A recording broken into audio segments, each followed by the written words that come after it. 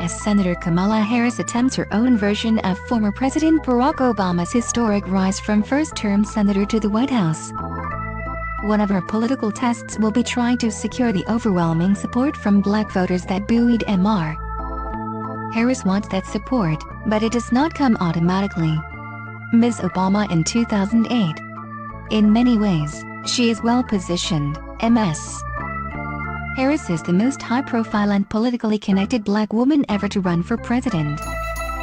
And she can also draw on her powerful alumni networks from Howard University, one of the most prominent historically black colleges, and Alpha Kappa Alpha, the oldest black sorority. Yet interviews with more than 30 black voters and political leaders in early primary states like South Carolina and her home state, Harris faces challenges. California show that Ms. She will have to persuade black activists skeptical of a record as a prosecutor, overcome sexism and a bias on the part of some voters that a female candidate cannot beat President Trump, and work to gain broader support from black men, who generally expressed more wariness about Ms. Harris in interviews than black women. She would also need to win over left-leaning young black voters, some of whom were ultimately disenchanted by MR. Obama's presidency and may value political ideology more than racial solidarity.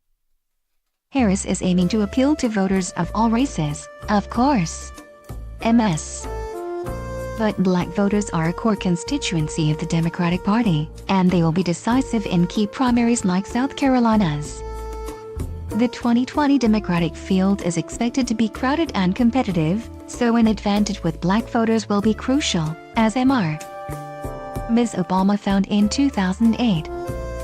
Harris is not likely to be the only black candidate reaching out to black voters, and several white candidates are sure to make enthusiastic pitches to these voters as well. Ms. Harris has never been in a race where black voters made up such a sizable portion of the electorate, and she's already facing some questions after just her first week as a candidate. Didn't she do the three strikes stuff? Asked Tyrone Brown, a 48-year-old Columbia SC resident, as he received a haircut and a shave. He was referring to Ms. Harris's decision not to endorse a public effort to reduce the prison population by changing California's punitive three-strike sentencing law. I don't know, I need to see her devotion to the African American community across the country in Oakland. 10 years ago, I was moved by Obama. Caliph Kajani Edwards, 34, was also worried. I was in tears in November of 2008, we all celebrated up and down, he said. Edwards expected. Obama did not bring the changes Mr. But the banks got bailed out, he said. Interest rates got raised on the very citizens who bailed them out. I'm tired of having the conversation of voting for the lesser of two evils. Read here about Kamala Harris's kickoff rally. Ms. Harris, he added, referring in part to Ms. Harris, has long-drawn comparisons to Mr. Obama. Both began their political careers in urban, liberal centers and won Senate seats, becoming two of only 10 black senators in history. Mr. Obama, too, had to win over some black voters, a year before the 2008 Iowa caucuses. Polls showed him trailing his main Democratic primary opponent, Hillary Clinton, among black voters. Obama stunned Mrs. It was not until after Mr. Clinton by winning in Iowa, a state dominated by white voters, that black voters began to coalesce around him. Ms. Harris starts out with an apparently strong base of support among older black women, the most reliable Democratic voting bloc. Obama to the nomination in 2008 and helped Mrs. Black women's votes helped propel Mr. Clinton beat back a primary challenge from Senator Bernie Sanders in 2016. Ms. Harris handily won a presidential poll among women of color published in December 2018 by the political group She the People. Harris's strategists have also conducted internal polling that they say shows backing from older black women. Ms. Of course, I'm leaning toward us, said Tammy Coleman, a 56-year-old healthcare worker in Colombia who was shopping for groceries at Walmart. "But honestly, I just want a Democrat. Someone with some sense." But young black activists have been troubled by what they see as a criminal justice record that undercuts MS. Harris's claim to be a civil rights lie. Millennial voters are paying attention. They are more likely to hear about a candidate on social media, where criticism of MS. Harris's tenure as a prosecutor has circulated, and their political consciousness has been shaped by the Black Lives Matter movement against police brutality. Any black person that participates in a system that's inherently racist upholds it, said Charles Lee, a 35-year-old Berkeley, California resident, speaking on the day Ms. Harris announced her presidential run. While critics have decried some of her actions like upholding convictions obtained through official misconduct and opposing statewide standards for body cameras, Ms. Harris has said she worked to change California's system from within and started programs to divert low-level drug offenders away from prison and into schools and jobs long before other district attorneys were following suit.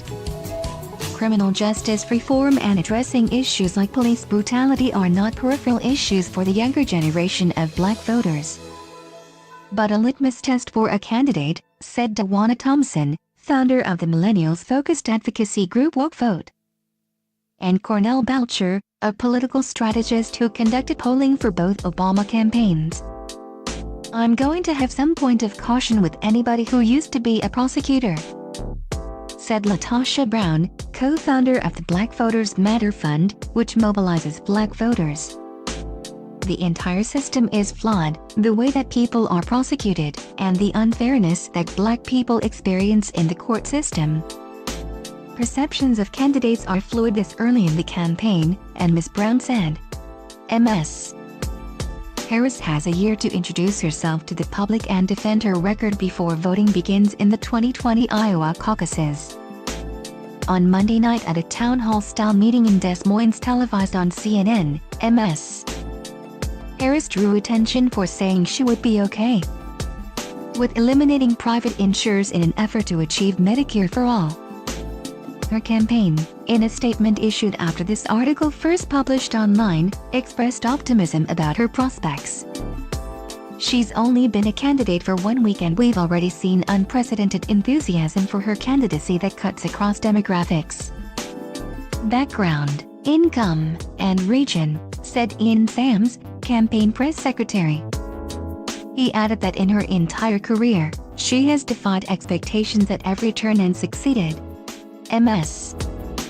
Harris is not alone among current and potential 2020 Democrats who may face skepticism from some black voters. Biden Jr. Former Vice President Joseph R. was an architect of the 1994 crime bill that many criminal justice advocates detest. And others, such as Senator Kirsten Gillibrand of New York, have previously taken positions on issues like gun control that are controversial on the left. Political scientists who specialize in studying black voters' decision-making say Ms. Harris's presidential candidacy also represents an intriguing case study of how they may weigh race against gender on the national political stage. Research analyzing what black voters do when selecting between male and female black candidates has largely been confined to local races. Johnson, a senior fellow at the Brennan Center for Justice, said Theodore R. If Senator Cory Booker of New Jersey decides to run, as expected, research suggests he could siphon black male voters from Ms. Johnson said. Harris, Mr. Black men vote for black female candidates in higher numbers than their white male counterparts, he said, but the presence of Mr. Booker could upend that equation. Party is, by far, the controlling factor in how black folks vote, so if Kamala Harris was against Donald Trump, she doesn't have to worry about losing black men to Donald Trump any more than Hillary Clinton had to worry about it, Mr. Johnson said.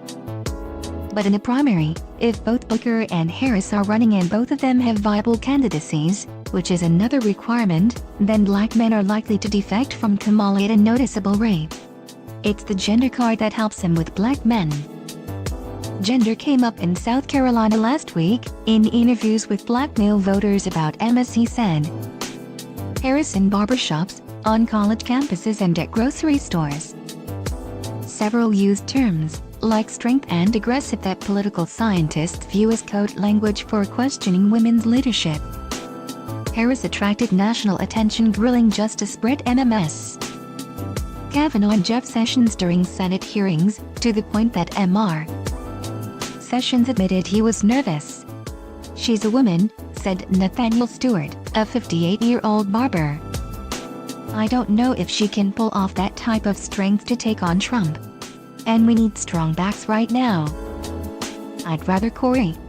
Tyrone Hutchinson, 40, said he thought it was time for a woman to become president. But he said some black men with traditional values would not support Ms. Booker because he did not think Ms. Brown said he preferred Mr. Harris. Harris could be aggressive enough to battle with Trump. James Moore, a 62-year-old truck driver, said while he could vote for a black woman, he would prefer Mr. Biden, because he wondered if the country was ready to elect a black woman.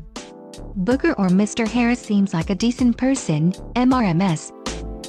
Moore said, but I just don't think she'd have a chance, and I don't want to throw away my vote.